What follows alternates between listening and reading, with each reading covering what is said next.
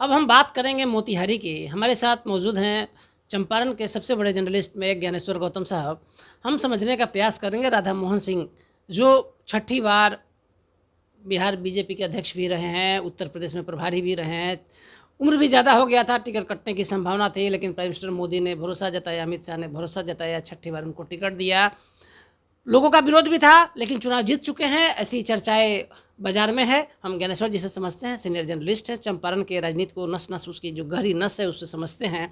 ये नस के डॉक्टर नहीं है, लेकिन नस की पूरा जो शरीर में दौड़ता है ना, उसको ही पता है इनको कि कहाँ कौन सा वोट किधर जा रहा है, कौन सा वोट किधर जा रहा है। ज्ञानेश्वर जी, क्या हुआ राधा मोहन के साथ?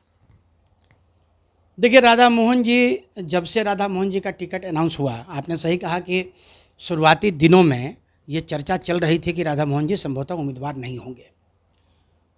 बहुत लेट से राधा मोहन जी का भी टिकट फाइनल हुआ, लेकिन राधा मोहन जी के पास एक जो सबसे मजबूत चीज़ है वो ये है कि पूरे देश के स्तर पे अगर 5 ऐसे लोगों को भाजपा में भी खोजा जाएगा जिनका संगठन पे पकड़ है, तो उसमें एक राधा मोहन सिंह है। ऐसा कहा जा रहा था कि 1763 बूथ यहाँ हैं, और वो बूथ का मैनेजमेंट जिस दिन राधा मोहन सिंह का चुनाव तय हुआ उसी दिन से बूथ का मैनेजमेंट तय हो गया।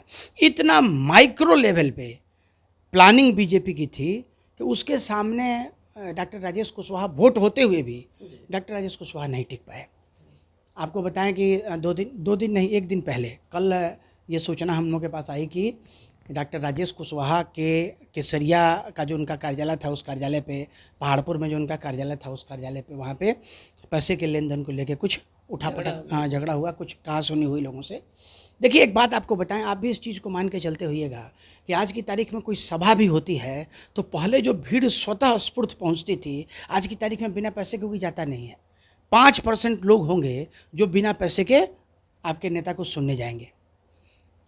अब उससे आप तुलना कर लीजिए कि अगर कोई पोलिंग एजेंट किसी को हम बना रहे हैं जिसका पूरा दिन का समय हम लेंगे, तो उसको कुछ पैसा हम देंगे।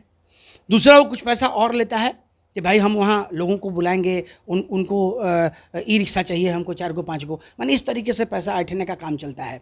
जनता को ये लगता है कि साहब ही तो चुनाव जीत जाएंगे तो चले गए पार्लियामेंट, हमको क्या मिला। तो यही होगा मौका है जिस मौके पर हम जितना पैसा उनसे ले सकते हैं ले लें। तो ये स्थिति पैदा हुई और डॉक्टर राजेश जो है उसमें पिछड़ गए, क्योंकि डॉक्टर राजेश के बारे में सर्वविदित है कि ये टिकट भी ये खरीद के लाए थे। हम आपको एक चीज़ बता दें, महागठबंधन ने जिस तरीके से टिकट का बंटवारा किया, जैसे मैंने आपको बताया बगहा के बारे में, बगहा का टिकट भी बेचा गया था। बगहा में भी यदि किसी ब्राह्मण को उम्मीदवार बनाया जाता, आप याद कीजिए परवेश मिश्रा पिछली बार जब चुनाव हुआ था महज 18,000 वोट से यही सुनील कुमार जीते थे। सुनील कुमार जीते थे 18,000 वोट से, वो मात्र 18,000 पीछे थे। तो ब्राह्मण बहुल इलाका था। बीजेपी का आदमी था दीपक यादव सर, आपको तो पता था सर। बीजेपी का आदमी था, हालांकि वो बीजेपी में कोई सेनमारी नहीं कर पाया। दीपक यादव बीजेपी में कोई सेनमारी नहीं कर पाया। तो हम लोग मोतिहारी की चर्चा कर रहे थे, तो मोतिहारी में क्या है कि इतना माइक्रो लेवल पे मैनेजमेंट इनका है कि उस मैनेजमेंट के आगे, और दूसरा क्या कि राधा मोहन जी की अपनी पकड़, हर पन्ना प्रमुख जो है वार्ड का है वो व्यक्तिगत तौर पे सीधे जुड़ा हुआ है, इसीलिए लोग इनको पितामह भी कहता है, यहाँ का ये भीष्म पितामह है। और सही बात है, इतने लंबे समय से, आज लगता है लगभग 10वीं बार वो चुनाव यहाँ से लड़ रहे थे, है ना, और छठी बार वो सांसद माने बनने की होड़ में हैं, बन चुके हैं और लगभग मान लीजिए बन चुके हैं। यहाँ क्या कि यहाँ जो कम्बिनेशन था ना, वो कम्बिनेशन इनिशियल डेज में जब टिकट अनाउंस हुआ तो मलाहों में बड़ा उत्साह था, कुशवाहा में बड़ा उत्साह था, यादव में बहुत उत्साह था, मुस्लिम में बड़ा उत्साह था, ठीक है। और इनको देख के जो कुछ दलित वर्ग के वोटर्स हैं उनमें भी उत्साह था। जो उत्साह, वो लॉ ऑफ डिस्क्रिमिनेटिंग यूटिलिटी जो हम पढ़ते हैं ना इकोनॉमिक्स में, कि साहब हम पहली रोटी के लिए हम 10 रुपया खर्च कर सकते हैं, दूसरी रोटी के लिए भी हम 10 रुपया खर्च कर सकते हैं, लेकिन तीसरी रोटी के लिए हम 10 रुपया नहीं खर्चेंगे। Law of diminishing marginal utility. लेकिन सर हम रोकते हैं, तुर्कवलिया में आपने कुशवाहा के कुछ नेताओं से बात की जो वोट करवा रहे थे, क्या कहा उन्होंने नीतीश कुमार के बारे में सर, और कहाँ चुक गए राजेश सर, बता दीजिए दर्शकों हमारे। देखिए क्या है कि कुशवाहा वोटर्स जो है, वही मैं आपको बता रहा था कि कुशवाहा वोटर्स भी कोई 100% वोट इनको नहीं गया है, राजेश कुशवाहा को नहीं गया है, उसमें भी डिवीजन हुआ है। अब चूंकि एक बात हमको बताइए, देखिए होता ये है कि कास्ट लाइन पे बिहार की जो राजनीति है खास करके, उसको आप कास्ट लाइन से अलग तौल ही नहीं सकते हैं, है ना। चुनाव के 72 घंटे पहले धीरे धीरे सब कुछ आके कास्ट लाइन पे स्विच ओवर हो जाता है। लेकिन चूंकि भारतीय जनता पार्टी में भी कुशवाहा के बहुत बड़े बड़े नेता हैं।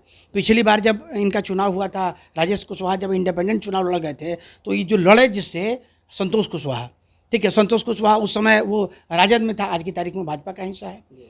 उपेंद्र कुशवाहा और इवन के सम्राट चौधरी जो कि भारतीय जनता पार्टी का अभी उप मुख्यमंत्री हैं, भाजपा के अध्यक्ष हैं। हालांकि संतोष कुशवाहा कोई बहुत असर नहीं डाल पाए कुशवाहा मतों पे, है ना, लेकिन नाम तो है, ठीक है। यहाँ भी जो लोकल लेवल पे लीडर हैं उसमें भी कुशवाहा समाज के बहुत सारे लोग हैं जो भारतीय जनता पार्टी के कट्टर समर्थक हैं।